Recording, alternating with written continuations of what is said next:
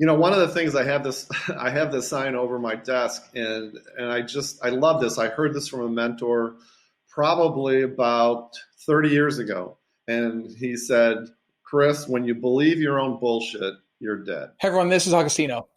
These days, in the global pandemic that we're currently in, people are making some major moves. They're leaving places like California and New York, and they're going down south. That's one of the things that we're all hearing about.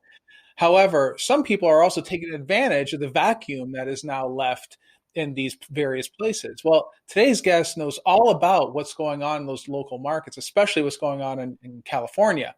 He's very familiar with applying the right research and exploration to those local areas to find the right places for many people to invest, especially when it comes to the multifamily space. Now, as an actual practitioner in real estate, he is one of the top producing real estate brokers in San Francisco Bay Area. He's also the founder of The Agent Unleashed, a real estate agent mastermind group, and he's also the author of the book Massive Abundance, which can be found on Amazon. Now, with all that, I'd like to welcome Chris Stafford to the show. Chris, thanks for coming on, bud. Hey, thanks so much for having me. Yes, it's going to be great. I've been looking forward to this for a while. Now, if you guys like what Chris has to say, you can reach him via his contact page at theagentunleashed.com. If you like our content, please don't forget to leave a comment and rate the show. It helps us out tremendously when you do. Finally, if you text the word freedom to 202-410-4202, you get our free ebook, The Bulletproof Guide to Finding a Broker. Okay, Chris, go ahead and tell us just a little bit more about how you got your start and what you're seeing right now in your market. Sure. Well, Agostino, I started in real estate, back in 1937. It's been that long. No, but I actually started as a CPA. I worked for 11 years with PricewaterhouseCoopers and did really well in accounting and being a CPA and all that kind of stuff, but absolutely hated it. I just couldn't deal with it. But sometimes, Augustine, I'm a little bit slow on the uptick. It took me 11 years to get out of public accounting.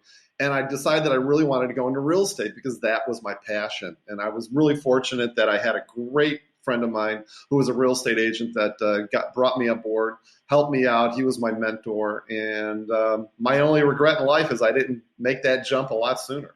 Right. Excellent. Well, I mean, first of all, I don't blame you for staying at PwC for 11 years. I mean, I know that's a high pressure environment, but it's a pretty good company, right? I mean, I know that I'm not gonna say they treat the people very well, but they pay very well. That's what I heard anyway. Yeah. I mean, it's a great company, and I have nothing bad to say about them. It's just that I'm a more personable, gregarious kind of guy, and sitting in a locked room with a bunch of people looking at papers was just not my cup of tea. But that was, I just made a lot of money, and it came really easy to me. So that's one of the reasons I stuck with it. But then I decided, you got to live your passion, you got to work your passion, and that's one of the things that was really important to me. And I'm so glad that I did. Hey, Agostino here, and I would love to connect directly with you. Text the word books to 202-410-4202 to receive weekly book recommendations from me. Oh, yeah. Well, it's funny because I was in the same boat. I used to be in corporate, big company, C-level executive, made the bounce out of doing that to doing real estate now. And I wouldn't have it any other way. Should have done it sooner. So like I said, should have done it sooner. So now tell me a little bit more about your local market. So, as I said earlier, there's a lot of major shifts taking place. Money is moving, money's leaving various places, and leaving California, for instance, all this major news of what's happening with Tesla and HP and Oracle, and they're all leaving those areas to go down to places like Texas. I've even heard Oregon is one of these places that people are just evacuating, so to speak. What sort of things are you seeing in your market? And I'm assuming it's leaving a vacuum. How do you see that vacuum getting filled up? Well, it's not really so much of a vacuum. You're absolutely right, Agostino. There are so many people that are leaving, and they tend to be older people that are leaving. And I'm in the city and county of San Francisco, and people don't necessarily want to be in highly dense environments, obviously, because of the pandemic. But the thing is, too, conversely, I think that a lot of people, especially younger tech workers, are sort of redefining their version of what home is, realizing that because when you're in a pandemic, you spend a lot more time at home. So I think it's really incenting a lot of buyers to get out of their apartments, get out of those high rises that they're in downtown in San Francisco, which are almost impossible to sell. and find single family homes or multi-unit homes. I'm really good at getting buyers to get into 2-unit buildings and 3-unit buildings here in San Francisco, because especially the two-unit building market, for a variety of reasons, including condo conversion, is a really, really smart investment here in San Francisco. So yeah, I'm having the busiest year I've ever had in over 25 years of real estate, and my listing business is just off the charts. But there's still a lot of people that want to stay in San Francisco. San Francisco is only 7 square miles. It's an iconic world-class city, and people want to stay in San Francisco. They just want to change the way they're living in San Francisco. And it's really interesting too, because I'm working with a lot of investors that are seeing the benefit of selling their multi-unit buildings in small little areas. Like I've got one guy that I'm working with right now close to Sacramento, California, which is about an hour and a half away, which is our capital. And he's selling his 4-unit building to buy a 3-unit building in San Francisco, because for a variety of reasons, we're seeing the investment residential market, some really good deals are happening right now. Interesting. So it's funny because here in Cleveland and other places, like especially in the Midwest and down in Tennessee, they're seeing a lot of this California money coming in. And for many of these California folks, these investors, they're seeing, oh, wow, look how cheap everything is in the Midwest. Look how cheap it's, which, by the way, listeners, it's not about cheap. It's about the right quality asset, the good return. That's what it's about. It's never about cheap. It's never about cheap, right? I think that's you're not buying a pair of jeans or something like that. You're buying an investment, is what you're doing. But what would you say to those folks though that are saying, but Chris, why would I want to go into California? It seems counterintuitive, right? I mean, everybody's getting out of there. I hear that it's not very friendly. I mean, so what do you say to those people? And I say friendly in terms of like the legal side of things, in terms of maybe you have to evict somebody, which we don't go into this business hoping to evict people, but it does happen, right?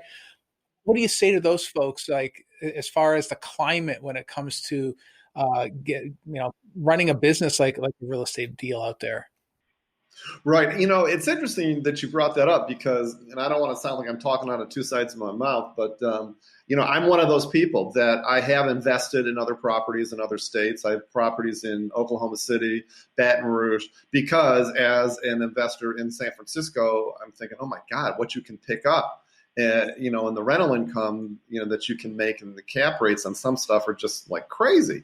But the flip side of that too, though, is that long term, and I'm always working with investors and obviously stressing long-term and term investments, it is almost impossible to flip a house or to flip an apartment building in San Francisco. But if you keep it long-term, the long-term appreciation is really pretty outstanding. Again, like I said, San Francisco is a world-class city. A lot of people really from all over the world know the Golden Gate Bridge. They know that it's a really cool city to live in and to be in. So there's always like this really strong demand.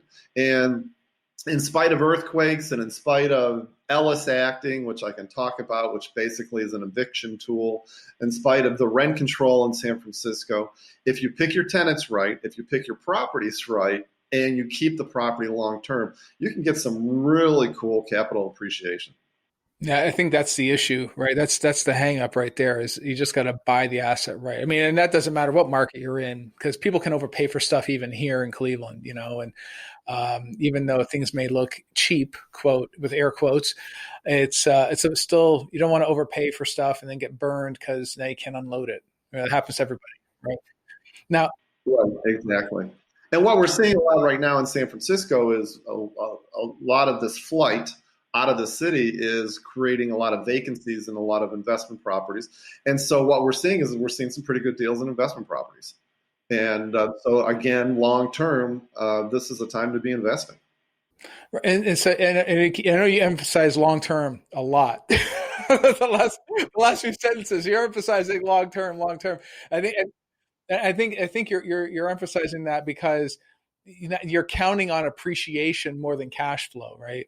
That is correct. I mean, if you can keep something for at least 87 years, Agostino, then you're good. Oh my God.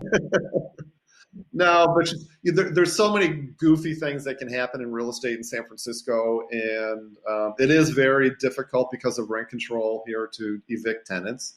So there's just a lot of things that can certainly happen. It's really a tenant-based city. All the laws really support the tenants, and so I sound like I'm talking against investing in San Francisco, but again, picking the right building, picking the right tenants, you can do really well over a period of like 5 to 7 years minimum. Okay, so maybe you can touch on that then. So what sort of place would be like, or what sort of deal would be a better deal then? Because I imagine, like other cities, that there's some areas where the courts are maybe even more tenant friendly than others, right? And where it's like here in Cleveland, for instance, you don't want to say buy a major high rise in Lakewood because the taxes are insane, but it's not very tenant friendly. But if you go to Cleveland proper, a little more tenant friendly there, right? Taxes are okay, but if you get my drift, so I imagine the same sort of thing applies in your neck of the woods too. Sure, absolutely. So what we have a very, like most cities, we have a downtown area, and that's the area that's really where you don't want to invest because it's very difficult to find properties there because all your tenants want to live outside the downtown area. They want to be, someplace where there's a yard, there's outdoor space, they have more space. And so those are the places that are doing really well. But the places that are doing really well right now here in San Francisco, because of our condo conversion rules, are 2-unit buildings. And so in San Francisco, a 2-unit building, which is a great thing to do to be able to condo convert, you can condo convert a 2-unit building. Each unit, you can turn it into condos after each unit's owner occupied for 1 year. And then you automatically, after that 1 year, you automatically can convert it. As opposed to a 3 to a 20-unit building, each unit has to be occupied for 3 years, and it has to go into a lottery system, and they only allow 200 units a year in the lottery system. It's almost impossible to do that. And the reason you want to condo convert a building is because just by definition, by virtue of doing the condo conversion, you can increase the value anywhere from like 7 to 15, 17% of the property. So it's a really great investment. It's great even if it needs a lot of work. And those are the things that a lot of buyers in San Francisco shy away from, places needing work. I have my own pet theory on that. But so if you're willing to do a little bit of work to fix up a property and do a condo conversion, it's golden. It's funny because there's a guy that I recently followed. He's a financial guru, financial whiz, and he talks about moving into different countries, right? Eventually to retire in different countries, that kind of thing. And as soon as you say the name of a country, people conjure up images of how unsafe something is or how bad something is or whatever. And I imagine the same thing happens in California. They hear about, like, say, I don't know, something really bad about the homeless problem in Los Angeles. They picture it happening widespread across the entire state, right? Which I know is not true. I mean, I've been out there. I heard San Francisco is absolutely beautiful. So what sort of things then are really detracting people or still keeping people out? I mean, is that fear from the outsiders that have never been to California before still holding people back, you think? Or is it still just ramping up? Like, where do you think that market is right now? Well, I think that in San Francisco, San Francisco is an absolutely beautiful city, but it's not the perfect city by any stretch of the imagination. And for those of us that have been living here for, so many years, we're seeing a lot of changes, the construction, the density of everything, the pricing. San Francisco is a very expensive city to live. We have a huge homeless problem. We don't make it, like you intimated earlier, we don't make it very easy on businesses. The business taxes and some of the restrictions they place on businesses are crazy. And that's the whole entire Bay Area. And that's why you mentioned some of those companies are heading to Texas. And that's what we're experiencing right now. So it's not the perfect city, but if you look past all that, it is a great city to live, great quality of life, and there are some really good investments to be had. But you're absolutely right, because I just bought last year. I bought a condo in Panama, and I talked to everybody about why I want to retire in Panama in 3 to 5 years, and they're like, they think, oh my God, you're living in a banana republic, and they've got all these preconceived notions. And yeah, it's really interesting. And that's why I try to tell investors too, which I'm sure you probably get. And that is, we don't have one market here in San Francisco. We have little micro markets, and each market is affected by their employment and their economy and all that kind of stuff. So I've always said, whenever I'm investing in a property, you have to have boots on the ground for at least 24 hours. Go to Oklahoma if you're going to invest there, and at least, which is what I did. I literally flew there for 24 hours, and I said, oh, this is cool, did some research and all that. So you really got to go to places before you can judge. Exactly. Well, and you already touched on it though too. You did say that you're not going to invest in in the downtown area. You're going to go to the suburbs. You're going to go where the people are. I would imagine though that even in those areas, you're not going to see these widespread issues, right, of what you just described, right? But you're also going to get a better tenant as well, I would imagine, right? Absolutely, absolutely. And so the tenants are frequently, and we have very strong rents. Now, our rents have dipped a little bit during this pandemic, but the tenants are typically a typical tenant profile is a high-tech worker working at one of the high-tech companies, and they don't have a lot of vision. They don't want to do work. They're very, I don't know, like sort of newbies as tenants, and they're willing to pay a lot of money to get a place, but they just want it to be turnkey. And so that's sort of like, and our rents are pretty strong here. For a 2-bedroom apartment in San Francisco in some of our buildings, you're going to pay anywhere from probably, what are you going to pay? Probably like for a 2-bedroom, you're going to pay like $5,000 to $8,000. Yeah, and the people that are working down at Oracle or they're working down at Facebook that are making $150,000 or $175,000 a year, they're the ones that are paying that kind of rent. Yeah. Oh my God, that's insane. That's crazy sticker shock, considering that in places like Tennessee, a 2-bedroom is like $1,200 in an A-class asset. Yeah, that's $1,200. That's amazing. That's what these people. That's their car payment. Right. That's for their Tesla. But I mean, I think it comes down to the same thing that in any market, and that is tenant underwriting. I think that if you're able to get into a better class tenant, I would imagine you're able to offset many of the downfalls of trying to do business, even in the suburbs in some of these major cities in California, right? Oh, sure, absolutely. I mean, selecting the best tenant, the better tenant, is obviously really important. Obviously, we have laws about what we can say and do and act. But yeah, getting the best tenant possible is really. I remember when I first went into investing. This is back in, Jesus, I don't even know. I had an older woman who was telling me, and at the time I was probably 30, and she was like 70, and she said, the best advice I can give you is before you rent to a tenant, she said, always look at the inside of their car, because that's how they're going to keep their apartment. I thought that was really interesting. I'll never forget that for some reason. So look at their car. That's 100% true. Actually, that does work.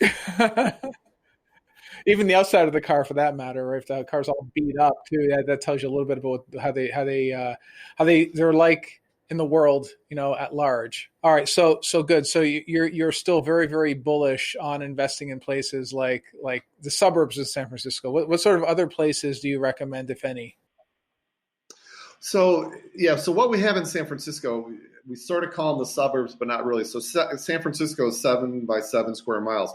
There's a very highly dense, concentrated downtown area. But if you just go a mile, 2 miles outside that area, you start getting into single family homes that have yards. We have a lot of buildings that are 2, 3, 4 unit buildings that are flats, Victorian flats, and they have yards and they're nice streets and all that kind of stuff. So you don't have to go that far into the outlying areas of San Francisco. The tenants that are going to pay you the most rent, your best tenants, for a lot of reasons, are going to be those the young tech company people that I was talking about, because not only do they have the money to pay the rents, number one, number two, they're never there. They're always at work. They're working 15 hours a day. And number three, for a variety of reasons, they're young. You're always changing the tenants. The kiss of death in San Francisco is having a tenant stay for 30 years. That's what you don't want. You want your tenants turning over so that because we have rent control, so it's not vacancy control. When you have a tenant in your apartment that you own, you can increase the rent only like less than 2% a year. But then when the tenant leaves, you can bring that unit back up to market rent. So it behooves you to have high turnover with your tenants. Right. Well, it's so counterintuitive. Like in other markets, you're looking not to do that because of that cost of turning the unit. So I guess it would not seem out of the ordinary then, and correct me if I'm wrong, but as a 12-month approaches of that lease, to give them a 30-day notice and just say, okay, you're out in 30 days, or are you even allowed to do that? You're not allowed to do that. No. Rent control said that there's 7 different ways you can evict a tenant: non-payment of rent. There's a bunch of other stuff, but you have to have a real good reason. And even if you have that good reason, you still have to hire an attorney, and it could take up to 6 months to get them out, even for something like non-payment of rent. Oh my God. That sounds terrible. That's before COVID. Yeah. Yeah, no, I mean, that's one of my jobs, is to really sort of help investors, sort of guide them through all the labyrinth of laws and BS and all the stuff but again, it can be lucrative in the end. Well, and I think that's the key, is that in some of these other markets that like I mentioned here, a place like Cleveland, Nashville, a place like that, those are all cash flow markets, right? So you're not going to see the big pops of appreciation. A house that's like, say, $60,000, and yes, Chris, you can buy them for $60,000 here. A house here for $60K. 2 years from now, maybe $64K, $68K tops. It depends on what you do to it. It depends on the location, but you're not talking those massive swings. But in your neck of the woods, I mean, there's a lot of value. It's like a house maybe you buy for $200,000 next year. That same house could be worth $250 or more. Oh my God, yeah. Like for instance, I can tell you, I just sold a 3-unit building last year, and I owned that for about 8 years. I bought it for $1.2 million, and I sold it for a little over $3 million in 8 years. Yeah. Nice. Now, do you think that, and you've been in that market for a long time and been in California for a long time, those swings of appreciation? I mean, for many folks, they don't buy on appreciation. They always worry about, like, what if the bottom falls out? What if something happens to that whole market or whatever? I mean, places like New York City, for instance, and San Francisco and Los Angeles don't just go away. I mean, sure, there's what's going on right now is certainly a big deal, but I don't know. I mean, I don't see it like really changing the desire for anybody to be there. I mean, do you see the same sort of thing? Yeah, no, I actually, Agostino, I think that you hit the nail on the head. I mean, basically, we don't have any new land. Nobody's building new buildings, and there's such a high demand because it is sort of an icon city. And the fundamentals in San Francisco, the fundamentals from the economy, all the headquarters that we have here, the high-tech industry, the fundamentals of the city are really super strong. Even if we have crazy periods where in 2008 where the market went down, we were the last market in this country to really take a hit and the first market to bounce back. When we had the big earthquake, our market was really affected for only 3 months, but then it just bounced right back because the fundamentals are super, super strong. And the demand, obviously, which is important, the demand is really strong and always has been. And again, I hate to use that word again, Agostino, but the demand is always going to be there for the long term. If you wait for the long term, like 5 to 7 years, everything will be fine. Yeah. Well, you know what, though? It leads back to what you said earlier, though, is that you shouldn't go alone. You shouldn't go this alone at all. You can provide that guidance to that person to tell them what to do, what not to do, or even help them with finding the right attorney to help maybe get rid of somebody, or maybe you want to legally try to work with somebody to get rid of them. There's ways of doing that, but you should not be taking that on by yourself. Right. And Agostino, I'm also a very fun guy. I heard. Yes, I did hear about that. But that does lead me to my next discussion is your mastermind. So now you have a mastermind. Maybe talk a little bit about what that is and what that's about. Yeah, so one of the things that I absolutely love doing is it's actually a coaching and mastermind group. So I coach real estate agents across the country one-on-one, and then we have a mastermind component as well too. And one of the things that I just truly believe in, and one of the reasons I think that you totally get because you've got this great show that you're doing is there is so much joy that I get from helping others and educating others and seeing them prosper and, reach the limits that they really want to set for themselves. And I love doing that. And, like you're doing the exact same thing. It's just such a great feeling. And it's, when I get on a coaching call or do a mastermind call with, some of my clients, I just can live off that for days. I just love it. I just absolutely love it. No, hey, that's the thing. I love doing that too. It's like we do coaching as well, just in the multifamily space. And we help people get into multifamily. And then when I hear that one of my students just bought this is the first deal that bought a 50 unit, I'm like, rock on, awesome, man, that's great, great. Yeah, yeah, yeah. No, I love seeing that success. I love seeing that success. I think about it, and then what do? I tell you about it. I'm thinking about it. It makes me even happier. Yeah, it's super. It's super. It's like the mentoring program is just that's what it comes down to is mentoring and mentoring other people and watching them succeed. That's really what it's all about. That's really what it's all about. Yeah. So what sort of people are you coaching and helping then? Let's talk a little bit about that. So primarily my little niche, if you will, is listing agents. I'm trying to get more real estate agents across the country to be listing agents because, as you know, listings are really where the money is at. You can leverage your time more, you can make more money doing it, and just have a lot more fun doing it. So I'm working with agents primarily to turn them into more listing agents. That's what I'm doing. Excellent. Excellent. Great. Super. So I know you have the book as well out on Amazon. So what really prompted you to write that book? Yeah, it's interesting you asked me that question. I haven't had that question a lot. What really prompted it was the fact that I decided that, well, they always say don't worry about things because all the stuff that you worry about never happens. It's those random calls that you get at 4:00 on a Tuesday. And what prompted the book, Agostino, was I got one of those calls when the hospital called to tell me that my partner of 17 years had brain cancer.